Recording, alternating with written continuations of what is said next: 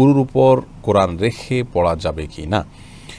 উরু বা রানের উপরে কোরআন রেখে পড়া যাবে যদি কোনো ব্যক্তির রেহাল বা এরকম কোনো কিছু না থাকে হাতের কাছে এবং তিনি ধরে দীর্ঘ সময় পড়তে অসুবিধা হয়, তাহলে তিনি নিজের রানের উপরে কোরআন রেখে পাঠ করতে পারেন।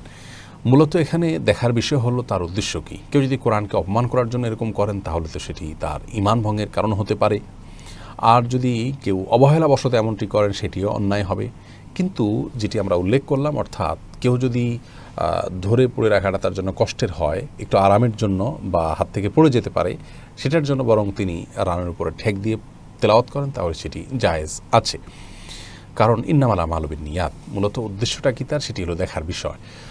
আর যদি কেউ কোরআন তেলাওয়াত করেন শুয়ে শুয়ে বা কোনো কিছুর সাথে হেলান দিয়ে, তো সেটাও জায়েজ আছে। আম্মা জান আয়েশা রাদিয়াল্লাহু তাআলা আনহার শরীরে হেলান দিয়ে নবী করিম সাল্লাল্লাহু আলাইহি সাল্লাম কোরআনে কারীম তেলাওয়াত করেছেন, এই বিষয়টি বুখারী সহ বিভিন্ন হাদিসের কিতাবে বর্ণিত হয়েছে। তো যার কারণে কেউ যদি কিছুর সাথে হেলান দিয়ে তেলাওয়াত করেন সেটিও জায়েজ আছে।